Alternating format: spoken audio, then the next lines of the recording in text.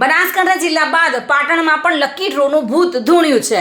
હારીજમાં lucky ડ્રોનો મામલો સામે આવ્યો છે.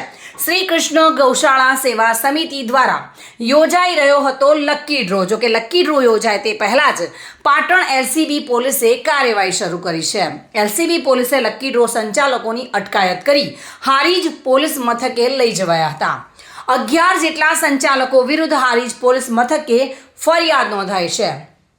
જો કે ફરિયાદ નોંધાયેલા ડ્રો સંચાલકોના નામ જોઈએ તો પ્રવીણ હંસાજી માળી, અશોક દીપાજી મસાજી માળી, ભરતભાઈ જોરાજી ઠાકુર, ગોવિંદભાઈ જેમલજી ઠાકુર, પ્રકાશભાઈ સાદરજી ઠાકુર, વિરામ સ્વરૂપજી ઠાકુર, રમેશભાઈ ધરમસિંહભાઈ ઠાકુર, ગાંડાજી ધારસીભાઈ ઠાકુર, નેમાજી જોઈતાજી માળી અને અન્ય 2 સંચાલકો સામે ફરિયાદ નોંધાઈ છે.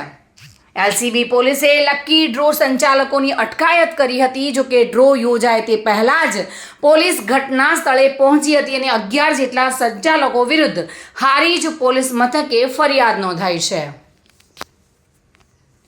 પ્રવીણ યોગી સાથે bureau report, today Gujarati news. આ સમાચાર આપને કેવા લાગ્યા? ટુડે ન્યૂઝને લાઈક, શેર અને સબસ્ક્રાઇબ કરો.